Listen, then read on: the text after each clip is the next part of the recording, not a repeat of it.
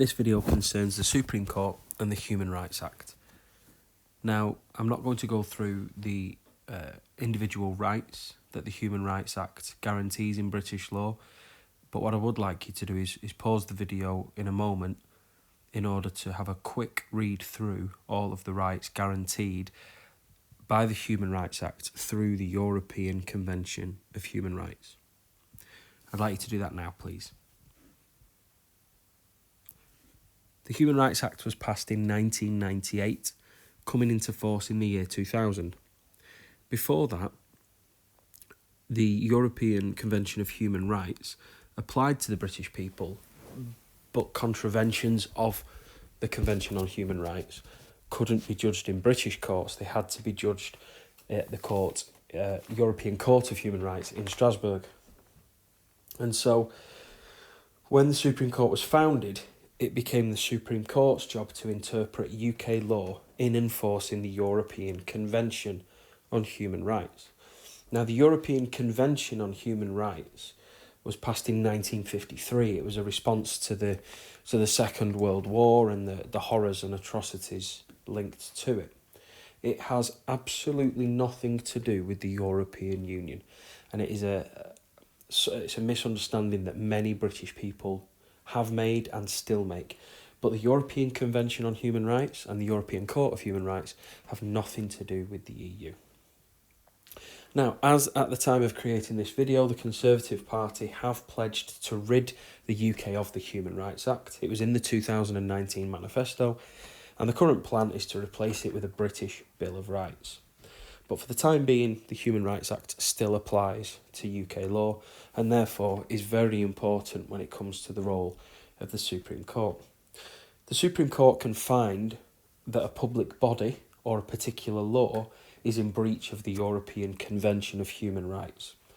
If the government or a government department or a particular law is found to breach the Convention on Human Rights, they can issue a declaration of incompatibility, which effectively requires the action to be reversed. It can't strike down a law to say that it will no longer be applicable from that moment, but it's an instruction to the government to go back and change its actions. However, the UK Supreme Court can send cases back to the European Court of Human Rights in Strasbourg when it believes the court in Europe, in Strasbourg, to be wrong. So let's look at the Horncastle case from 2009.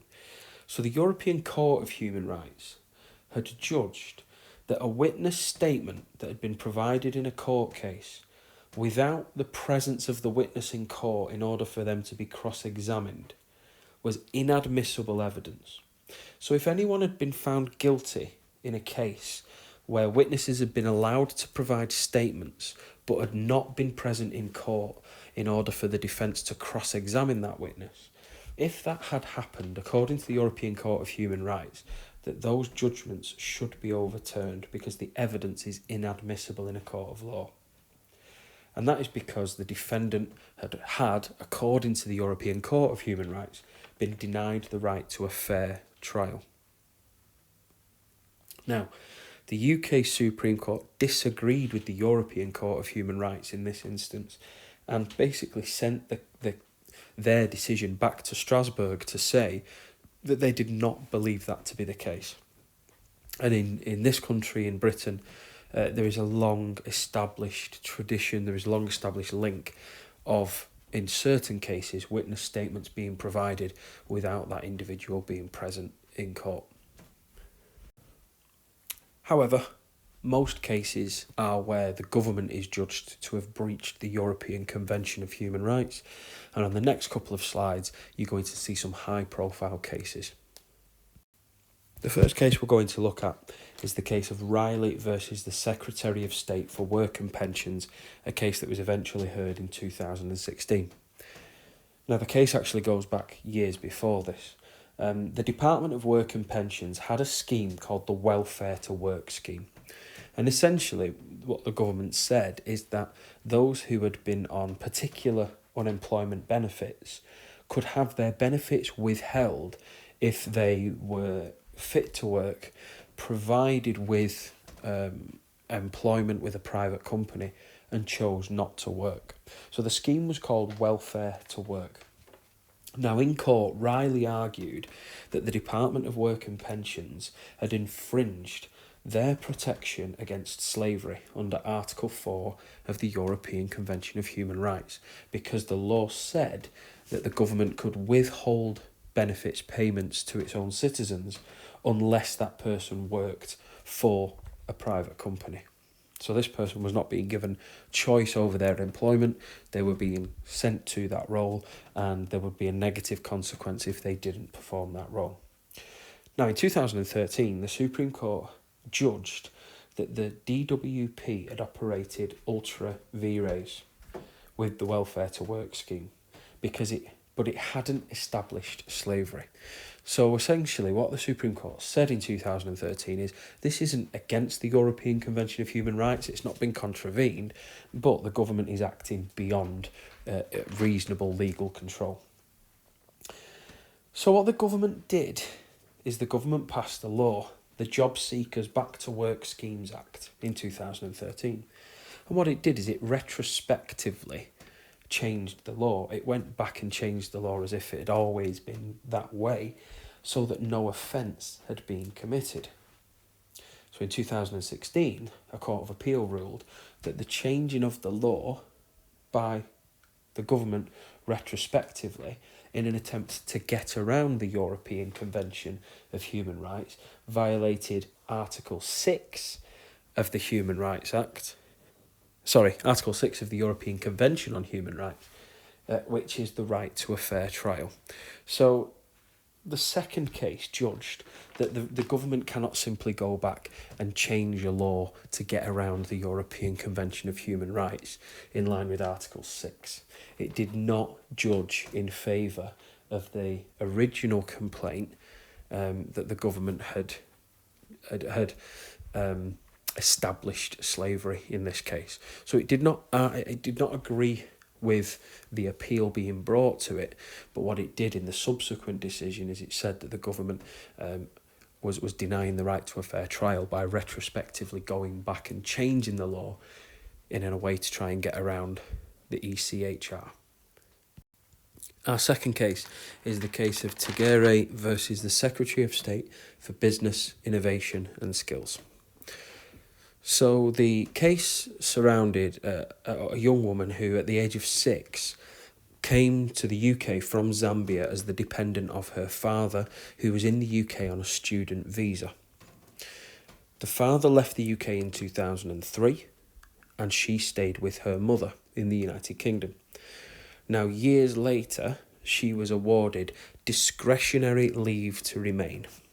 That it's at the discretion of the British government that this individual can remain in the country. Not indefinite leave to remain. It's not been guaranteed for a lifetime. It doesn't have essentially an expiry date.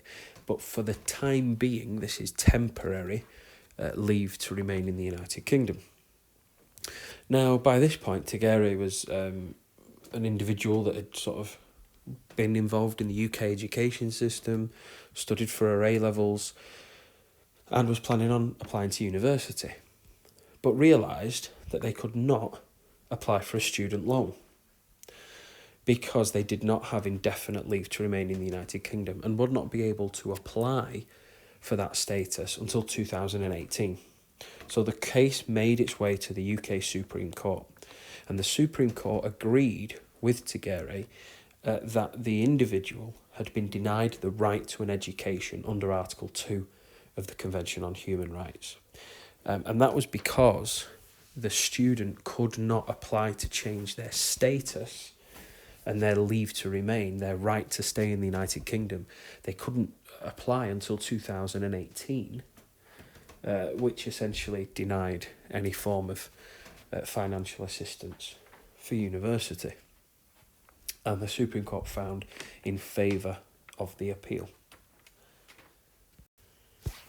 Now, some have pointed out and criticised that with the Human Rights Act applying to UK law, and with the Supreme Court being able to judge whether the government is acting in the interests or in the spirit of the European Convention of Human Rights, it has meant that there's been a lot of criticism of the court itself, that the court has become politicised. And what we mean by that is that the judiciary should be out of politics. It should look at the application of the law. But the argument that some have made is that the court has been drawn into politics, that now the judiciary is judging the merits of a law rather than its application. And politicians and the media now criticise court decisions, essentially bringing the court into politics. And there are two very high-profile cases that I want to talk to you about. The first you might remember is Shamima Begum. Now, there was a court case in the Supreme Court in the year 2021. Now, that's actually 6 years after Shamima left the UK, aged just 15, to become a bride of an Islamic State fighter in Iraq. Now, in 2019, the Home Secretary, Sajid Javid, who you can see pictured on the left, revoked her British citizenship.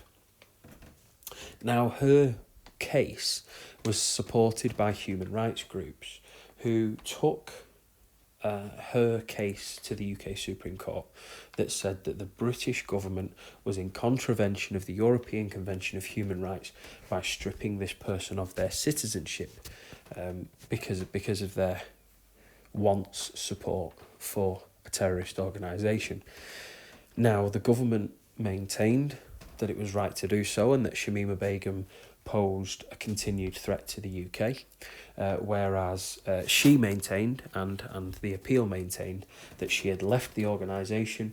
She had no further contact with her former husband and with the military group. In fact, her husband had died by this point.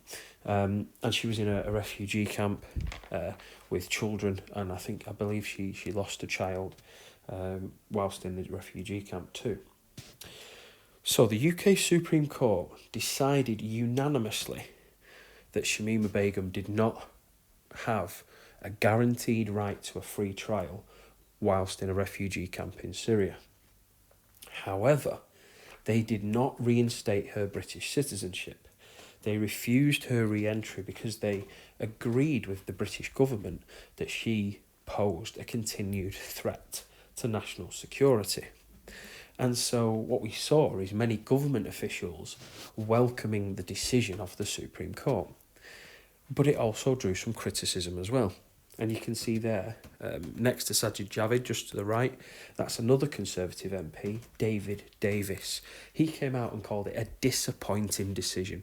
And David Davis's point of view differed from the government's. He said no matter what this person has done, no matter how despicable we consider an individual to be, they still have the same rights as every other human being. So he publicly called it a disappointing decision. And what we get in these high-profile cases is politicians judging whether or not they believe the Supreme Court to be right. And again, it reinforces this idea of the court being dragged into politics. And we cannot talk about the Supreme Court getting dragged into politics without talking about the Gina Miller case of 2016. Shortly after Brexit, it was the intention of the British government, led by Theresa May, to invoke Article 50. Article 50 is part of the legislation that Britain signed up to when it joined the European Union, which essentially begins the process of leaving the European Union. And so the British government believed that they had the power to trigger Article 50 based on the referendum result. But from your study of referendums, you will know that referendums are advisory. They don't have any legal status. They are not binding. Governments don't have to follow the decision of a referendum. Now, it would be absolutely chaotic if a government chose to ignore a referendum. And we haven't seen that in British politics. But in terms of legal standing, a referendum is not does not carry the authority for government to act. So the government's decision to invoke Article 50 was challenged in the courts, And the figurehead for the challenge was Gina Miller, who you can see pictured on the right. And the Supreme Court agreed with Miller and said that it was the role of Parliament to invoke Article 50, not the government, and that a vote would have to take place in Parliament in order for the process of triggering Article 50 to begin. Because it was statute law that brought Britain into the EU, and according to the British Constitution, a simple act of statute law can reverse that. And so what the Supreme Court decided was, in favour of the appeal, that it was Parliament's job to begin the process of leaving the EU, not the role of the government alone. And the Daily Mail did not take too kindly to it. And you can see there part of the coverage, and this was the particularly scary one, the enemies of the people headline, which made quite a lot of headlines, not just in the Daily Mail but elsewhere. A lot of people were quite worried about how the judiciary, which is essentially apolitical, is now being criticised from a political standpoint. The Daily Mail being one of the biggest selling newspapers in the country, and particularly pro-Brexit, referring to judges as a Europhile. So suggesting there that there is a judge on the Supreme Court who is making a decision from a personal point of view rather than looking at the letter of the law. But also looking at another member of the Supreme Court there, Lord Sales, and said worked with Tony Blair, again suggesting that that individual is being influenced by outside forces, which is not supposed to happen in an impartial judiciary. So what we can see in recent years is that politicians and the media criticising the Supreme Court from a political standpoint, which brings into question the impartiality of the Supreme Court altogether.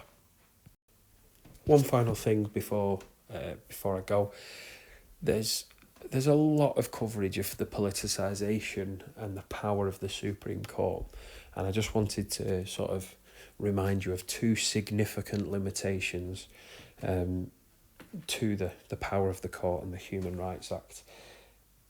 Like I said on the last slide, the Human Rights Act can be repealed like any other example of statute law.